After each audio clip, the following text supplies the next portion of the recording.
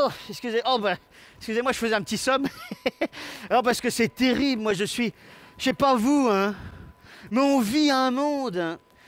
Je sais pas si vous avez vu le début de ce que j'ai raconté. En fait, ça fait 2 jours que je cause. En fait, tout est parti d'une idée, mais fort simple. Si vous voulez, c'est que je trouve qu'on s'est retrouvés confinés et je trouve ça génial. Comment ça, pas vous? Bah, pas vous, parce que vous n'avez pas mis à profit le confinement. Faut être honnête. Non, mais bien sûr qu'il y a eu des problèmes et tout ça. Je dis pas que le monde est parfait, hein. Non, non, non. Mais par contre, ce que je dis, c'est que Newton, en 1966, il a été aussi confiné. Hein. Et du fait de son confinement, il a fait des choses juste géniales en 3 mois. 3 mois de confinement, il révolutionne l'univers. Et nous, on est là et on dit bon. On a l'opportunité de refaire le monde. Vous imaginez la chance qu'on a? C'est inouï. Bon, après, c'est vrai que refaire le monde, c'est quelque chose de compliqué parce que dès qu'on se lève le matin, il y a des problèmes. Ah bah si, vous arrivez le matin, tranquille, comme ça, voilà, vous arrivez, vous vous dites, je vais me préparer ma tartine, tac, tac, tac, tac, vous la mettez comme ça avec du beurre, et vous la lâchez et elle tombe du côté du beurre. Mais ça, c'est une vraie question. C'est quand même problématique. Dès le début, il y a quelqu'un qui vous en veut. Alors, il y a peut-être une théorie du complot qui explique pourquoi, hein. Mais moi, je me demande quand même déjà au départ, pourquoi est-ce que ça tombe du côté du beurre? Et pire que ça, vous savez que les chats, ça tombe sur ses pattes, oui, exact. Du coup, si je beurre le dos d'un chat, est-ce qu'il tourne de manière perpétuelle? C'est ça la question. On a plein de trucs à se poser comme ça, vous voyez. Il faut faire de nos faiblesses des forces. Regardez, alors le coup de la tartine, je ne vais pas vous laisser quand même sans vous expliquer. En fait, c'est la faute à Newton encore. Hein. Ah si, toujours. Enfin, c'est la faute. C'est lui qui a effectivement expliqué le phénomène. Vous savez qu'il y a la gravitation. La gravité, quoi, finalement, qui attire les objets. Et puis alors, 2 lois de Newton. Premièrement, gravitation. Donc la tartine est attirée par la Terre. Bon, ça, mais elle pourrait tomber droite. Seulement, comme elle est déséquilibrée, parce que d'un côté, c'est plus concentré au niveau, c'est Archimède, hein, c'est la densité du beurre par rapport au pain moyen. Si vous écoutez les autres épisodes, vous verrez, hein, vous les regardez sinon en replay, eh bien vous verrez qu'effectivement, cette différence de densité fait qu'en fait, il y a un mouvement de rotation. Puis mouvement de rotation égale mouvement qui n'arrête pas de tourner. C'est-à-dire la tartine, elle fait tac, tac, tac, tac. Seulement, elle a le temps de faire seulement un demi-tour avant de tomber sur votre table. Elle n'a pas le temps de faire un tour complet. Du coup, si vous ne voulez pas avoir de problème, qu'est-ce qu'il faut faire? Hop, il faut manger ces tartines ici. Et tout va bien. Elle a le temps de faire un tour complet, elle tombe du bon côté de la table et tout le monde est content. Vous voyez comme quoi on cherche des choses compliquées. Hein. Mais bon, c'est vrai que du coup, quand on se lève le matin et que la tartine est tombée du mauvais côté, on se dit « Ah, quelle horrible journée !» Ben oui, parce qu'on a l'impression que forcément, toute la journée va être pareille. Mais je vous rassure, surtout quand on regarde les informations. Hein. Ah ben les informations, je veux dire, dès le début, tout est terrible, tout est morne, tout est... Voilà. Alors vous savez, on est constipé, on est noué, et on n'attend qu'une seule chose, la publicité. Ah ben ça nous détend, hein. Alors ils nous vendent par exemple des choses. C'est ça qui est bien avec la pub, c'est qu'on nous vend plein de choses. Par exemple, des rouleaux de papier toilette qui disparaissent instantanément. Donc, on prend de l'eau, enfin on prend un rouleau de papier toilette qui disparaît instantanément. Je ne fais pas de marque, hein. Vous avez compris? C'est pas le but. Mais moi, je me pose la question, est-ce qu'il disparaît instantanément? Qui a fait l'expérience? Ah, vous avez fait comment? Ah voilà, vous avez tiré la chasse d'eau, il a disparu. Oui, mais ça, si vous faites avec un lapin nain, ça marche aussi. Enfin, faut pas le faire, mais vous avez compris, hein. Bah, le but de la chasse d'eau, c'est d'évacuer, hein. C'est pas de faire disparaître, hein. Parce que vous avez attendu, vous avez regardé après, vous avez... Enfin, je veux pas tous les détails techniques, hein. Oui, bon. Alors, on va faire l'expérience vraiment pour voir ce qui se passe. Alors, premièrement, un peu d'eau. Et regardez, c'est spectaculaire, il disparaît. Et ouais. Bah si, il a disparu, ça y est, il n'y en a plus. Ça, c'est instantané. Vous savez, c'est l'instantanéité des adolescents. Tu arrives manger? Oui, j'arrive. Ah bah, instantanément, voilà. Et encore, j'ai enlevé une pellicule. Hein. D'habitude, il y en a 2, hein, parce que sinon, vous voyez la marque. Eh ben, vous voyez, eh ben, on n'en voit plus. Vous voyez plus de rouleau de papier toilette. Tout va bien. Il a disparu. Mais en fait, rien ne se perd, rien ne se crée, tout se transforme. C'est Lavoisier qui nous l'a dit. Vous savez, le gars qui était chimiste et qui a perdu sa tête finalement sur l'échafaud parce qu'on lui a tranché. Oui. Bon, ça c'est autre chose, mais donc finalement, il y a des choses quand même qui se perdent. Mais surtout, ça disparaît instantanément. Alors du coup, regardez, ça reste au fond, ça devient mou. Alors qu'est-ce qu'il faut faire pour que ça disparaisse? Alors tirer la chasse, mais ça ne fait pas disparaître. Il faut le mélanger, bien entendu, parce que tout le monde va aux toilettes avec une pagaie. C'est pratique, hein? Vous imaginez, vous allez chez des amis, vous venez avec une énorme louche, bla bla bla bla, je vais tourner le truc, mais quelle horreur! Alors on va quand même essayer, hein? Ah bah oui, ça a disparu, regardez, comme ça disparaît bien, ça fait de la colle. Et ça, c'est une bonne idée pour les tuyaux. Ah bah si, parce qu'avant, on avait la possibilité, si vous voulez, de le composter ou de le brûler, c'est-à-dire polluer la terre ou l'air. Maintenant, on peut polluer l'eau. On fait une évolution, hein? Mais vous savez pourquoi ils nous le vendent? Bah parce que vous l'achetez, hein? Voilà. Et ah bah juste pour ça, hein, je veux dire, excusez-moi de vous le dire, hein? Non mais j'ai rien contre des innovations. La seule chose, c'est que c'en est pas une vraiment. C'est un papier qui ne tient pas bien. C'est-à-dire, avant, on avait des sacs en papier pour faire les commissions, vous savez? Et puis le problème, c'est que quand il pleuvait et qu'on avait des boîtes de conserve, on en prenait sur les pieds. Donc les gens ont dit, on veut des sacs en papier mais qui tiennent. On a inventé un papier plastique. Du coup, ça tient, mais du coup, quand on le jette, on dit, bah, je comprends pas, ça se dégrade pas. Bah, forcément, si ça doit pas se dégrader, c'est pas fait pour être dégradé. Du coup, pourquoi vous le jetez? C'est juste la question que je me pose. Du coup, on veut des choses qui soient développement durable, donc qui durent, mais on veut les jeter. Je ne comprends pas l'idée, vous voyez. C'est étrange, hein. Mais ce n'est pas de notre faute, hein. C'est parce qu'en fait, on nous raconte des choses et nous, ben, on est de bonne foi. Regardez par exemple, moi ce que j'adore, c'est les pubs pour les lessives. Alors, vous avez toujours quelqu'un qui dit « Il me reste des traces, etc. Donc je vais faire la vaisselle, tout ça. Et puis, je vais prendre ma lessive X traditionnelle. » Voilà. Donc, je prends ici J'essaie de laver les traces, parce que quand je fais la vaisselle, vous voyez, le problème, c'est que il m'arrive fréquemment de faire la vaisselle toute sale, comme ça. Et puis là, la personne, quand elle a fini, elle fait « Oh, mon Dieu, mais c'est terrible, c'est affreux, je vais me suicider, il y a une tache sur mon linge. Ah, ah, ah !» Vous avez remarqué, en fait, c'est souvent dramatique quand même, hein, en sachant que c'est les mêmes gens qui jettent à la poubelle et qui en rachètent d'autres. Mais bon, là, ils sont paniqués. Bon, déjà, pour avoir des taches de cette couleur, c'est assez amusant, parce que c'est pas souvent que ça arrive, mais apparemment, ils s'y mettent à plusieurs, je sais pas ce qu'ils font, enfin bon, peu importe. Bon. Et alors, ils arrivent comme ça, puis ils disent « J'essaie de laver avec ma lessive traditionnelle pour voir si ça fonctionne bien. » Alors déjà, mesdames, excusez-moi, mais est-ce que vous ne pourriez pas vous battre pour que vous soyez représentés par des gens un peu plus intelligents à la télévision? Parce que, non mais ça n'aide pas pour les femmes, ce genre de choses. Donc, s'il vous plaît, battez-vous, vous n'êtes pas comme ça, quoi. Hein, ah bah, comme le rouleau de papier toilette de tout à l'heure, hein. La dame qui représente le truc et qui fait « Oh mon Dieu, ça a disparu !» Enfin, je veux dire, il faut faire quelque chose, mesdames, hein, battez-vous. Bah non, on devrait même se battre pour vous, mesdames. Et là, regardez, pour cette lessive, eh bien, on essaie de nettoyer. Et manque de peau, quand je nettoie, ça ne part pas. Alors déjà, c'est toujours une dame qui lave, comme si ça devait être une lame. Franchement. En plus de ça, ça abîme toute ma lessive, ça ne marche pas du tout, mais alors que faire? Et alors la dame, elle pleure, c'est affreux. Et elle dit, mon Dieu, alors là, je vais me suicider, je vais me pendre avec le linge. Ah, ah, ah. Voilà, bon. Et là, il y a toujours une amie qui est plus intelligente que la dame là, qui dit, mais pourquoi tu n'utilises pas le nouveau lave-tout? Parce que le lave-tout, il lave tout. Et alors là, elle met une goutte de lave-tout. Vous savez, elle en a comme ça, un tout petit peu. Et alors, elle met une goutte. Une goutte suffit. Hop. Voilà, elle fait comme ça. Et là, elle trempe dans le lave-tout. Et alors, c'est vraiment génial le lave-tout, parce que regardez, hop, réalisé sans trucage, en temps réel. Et mon linge est complètement bien nettoyé, il n'y a pas de souci. Je les sors.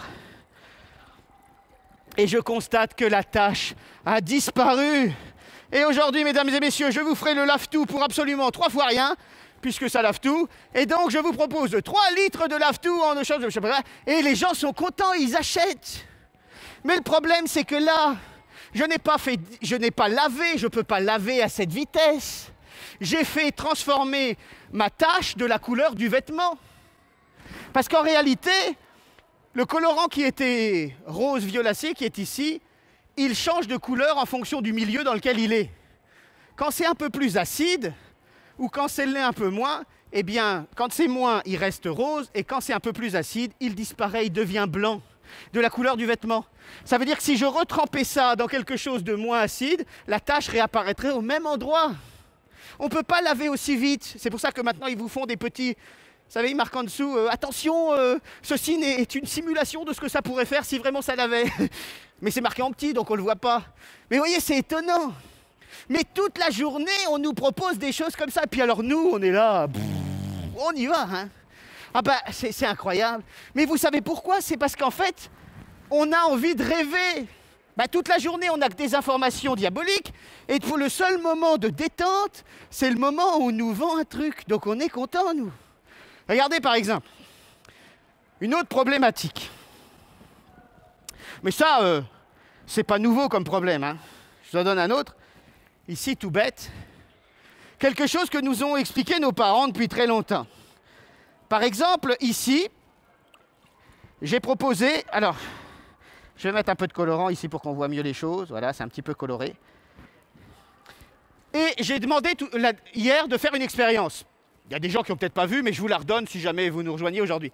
Vous prenez un vase ou une bouteille, vous mettez une boulette de papier devant. Et vous soufflez. Et vous allez voir que la boulette ne va pas rentrer dedans. C'est quand même incroyable. Pourquoi? Eh bien parce qu'en fait, cette bouteille-là, on nous dit qu'elle est vide et que je peux la remplir. Comme ceci. Mais ça, c'est faux. Pourtant, c'est ce que vous avez appris à vos enfants. Cette bouteille était vide, je l'ai remplie, et là, je suis en train de la vider. On est bien d'accord avec ça. Mais c'est n'importe quoi. Pour vous le prouver, faisons une expérience. Je prends ici... Alors, une expérience que j'ai proposée aussi un petit peu avant, mais que vous pouvez refaire aussi chez vous. Si vous voulez fabriquer un nuage dans une bouteille, vous prenez une bouteille comme ceci, un peu de gel hydroalcoolique, vous mettez à l'intérieur ici et vous pompez. Au bout d'un certain temps, ça pète, faites attention, hop là, voilà. Et on forme un nuage dans la bouteille. Vous voyez qu'elle n'était pas vide. Elle était elle-même remplie de vapeur de ce liquide, mais aussi d'air. Et quand les gouttelettes se forment, on voit effectivement le nuage. Alors je vais le refaire pour qu'il soit bien chargé, ce nuage. En plus, quand on remet la pression, il disparaît, c'est incroyable. Voilà. Et là, je vais cette fois-ci remplir cette bouteille qui est censée être vide. Et quand je remplis une bouteille qui se vide, en réalité, je la vide. Vous voyez que la fumée, elle s'échappe. Enfin, en tout cas, mon nuage. Et quand je fais l'inverse, quand je suis en train ici de vider ma bouteille, en réalité, je la remplis. Ça veut dire qu'il n'y a pas de bouteille à moitié pleine.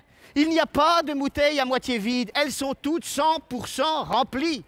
Alors, est-ce qu'enfin, les Français pourraient arrêter de râler?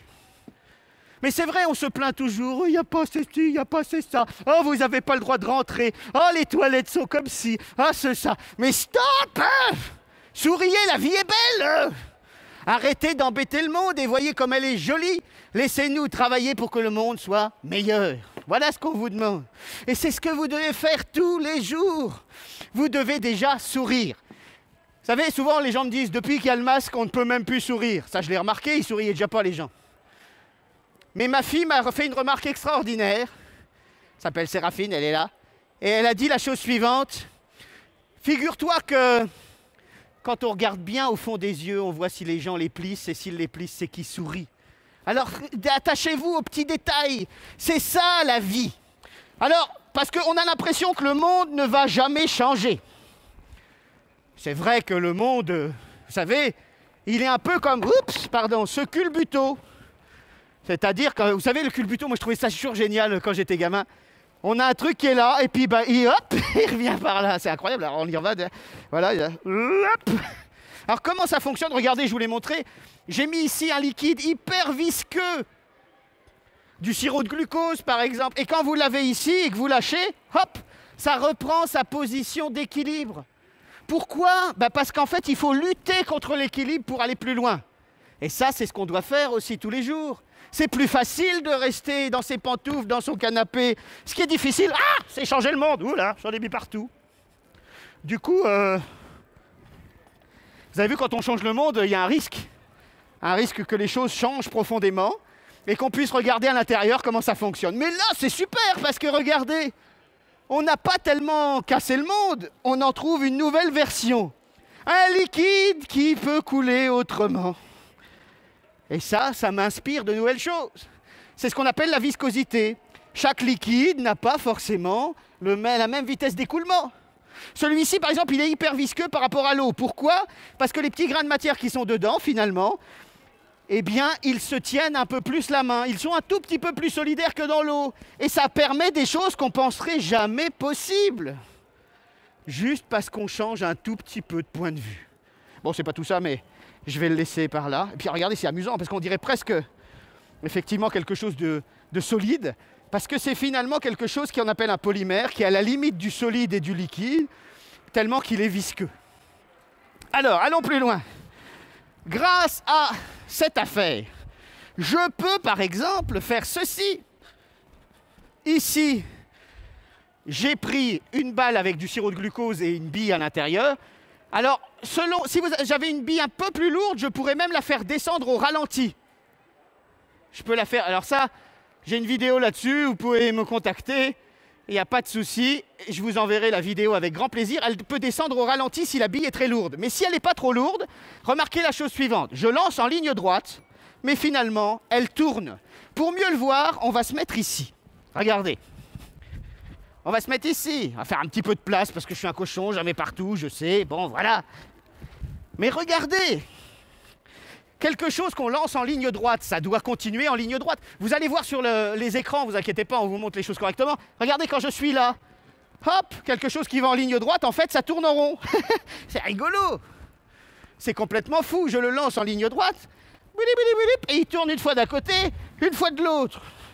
Ça dépend effectivement comment il s'oriente. Où c'est que je l'ai mis? Je remonte encore une fois. Incroyable, non? Je le lance tout droit. Hop, il passe par là. C'est incroyable. Bon, j'arrive pas à prédire dans quel sens il va parce que c'est un système complexe. Mais vous voyez qu'effectivement, les choses ne vont pas toujours comme on pense. Juste à cause de cette différence d'inertie. Parce qu'en fait, pour que les choses puissent changer, eh bien, il faut lutter contre l'inertie. Quelque chose qui a envie de rester toujours au même endroit. Et ça, vous l'avez compris, dans notre monde, il y en a beaucoup. À côté de ça, il y a d'autres choses qui donnent des forces d'impulsion vers l'avant. Et là, on peut changer les choses, mais il y a la lutte entre les deux. Et ça nous fait prendre un virage, parfois, à 180 degrés, mais parfois, c'est nécessaire. Parce que, une fois qu'on a fait ça, comme en science, on peut faire des miracles. Regardez toujours ici. Je prends une petite boîte et je la lance. Toujours, vous allez voir sur les écrans, rassurez-vous si vous êtes un peu loin. Je vais la lancer ici, par là. Si je la lance par là, elle doit forcément aller dans cette direction. C'est logique, je l'ai déjà dit. Et il n'y a pas de raison qu'il y ait un problème. Je continue à la lancer, mais par contre, si je l'ai éduquée, je lui demande de revenir. Viens. Elle est gentille. Regardez, elle revient. Elle est bien éduquée. Je l'ai eue toute petite. Je l'ai dressée, c'était une bébé boîte. Oui. Et alors du coup, regardez, hop, viens. Viens. Oh, allez, s'il te plaît, viens. Allez, ça suffit maintenant. Oh, elle est mal éduquée des fois. Mais c'est pas grave, je vais la forcer un peu. Tu n'es pas gentil. La prochaine fois, s'il te plaît, tu obéis. Merci. Non, communication non violente, ça marche toujours. Alors, viens. Elle veut, mais alors, vous voyez, elle est un peu timide parce qu'elle a peur que je la dispute. Alors, je vais recommencer. Allez, viens. Viens. Oh, qu'est-ce que c'est que cette affaire? À tous les coups, c'est parce qu'elle est fichue. Vous savez pourquoi? Bah oui, je le savais. Parce qu'elle fonctionne grâce à ça. J'ai mis une pile à l'intérieur, c'est pour ça. Et puis quand je change pas la pile, du coup, elle marche pas. Elle fonctionne à pile, ouais. Non, ça fonctionne à pile. Ah bah oui, hein, je remets une nouvelle pile, regardez, hop, viens. Viens. Bah elle veut pas du tout aujourd'hui, qu'est-ce que c'est que cette histoire? Attends, tu vas le dire, oui? Allez, viens. Elle est timide, hein, elle est timide, mais elle veut venir. C'est bizarre, d'habitude, elle est un petit peu plus... C'est peut-être la moquette, là, qui l'embête un peu. Bon, chez vous, faites-le. Attendez, c'est pas possible, ça, c'est comment c'est le frottement, c'est quoi? Tu viens? Ah, t'avais peur de la moquette, hein? Elle avait peur de la moquette, dis donc. Et là, elle est partie, hein. Elle y va, elle y va. Vous voyez, dès qu'on la met dans les bonnes conditions, parce que la moquette, elle faisait trop de frottement, dis donc. Alors, viens. Viens. Viens. Ah, là, elle est gentille. Bon, elle est un peu molle, mais c'est comme ça. Comment ça se fait qu'elle fonctionne avec des piles? En fait, la pile, elle sert à pas grand-chose. La pile, elle sert de contrepoids, exactement. Parce que j'ai mis un ressort avec quelque chose pour attacher la pile à l'intérieur. Regardez, c'est tout bête, hein. Pas un ressort, un élastique, pardon. Et comme j'ai mis ici une pile, eh bien, quand nous avons notre pile qui tourne, comme ceci, vous avez en fait l'élastique qui s'entortille. Et quand l'élastique se désentortille, en quelque sorte, il redonne les choses. Ça veut dire qu'en fait, une partie de l'énergie a été utilisée pour créer quelque chose de nouveau. Et c'est ça qu'il faut retenir dans le monde. Pour que ça change, il faut créer quelque chose de nouveau. Et si on crée quelque chose de nouveau, alors tout est possible. Regardez par exemple ici, avant d'ouvrir la boîte de Pandore, celle qui va changer le monde. Je vous propose juste d'imaginer que cette boîte peut agir différemment que le reste des boîtes que vous connaissez jusqu'à présent. Je propose par exemple que cette boîte puisse faire ça et ne pas tomber. Je propose même que cette boîte fasse ça sans tomber. Je propose même que ce soit absolument sans trucage. Et je propose de vous dire juste que tout est possible à partir du moment où on comprend et on a vraiment envie. Et pour que tout ça soit possible, ce n'est pas de la magie. Je ne vous vends pas du rêve. Je vous vends juste une autre façon de regarder les choses. Dans l'intérieur de ma boîte, j'avais mis toute mon énergie, la masse dans un coin, alors que dans le reste, tout était vide. Alors remplissez les cases. Sortez des cases. Abattez les cases. Et changez le monde. Je vous dis à bientôt pour faire de la science magique. Et en attendant, soyez curieux et changez le monde à votre petite échelle. Merci.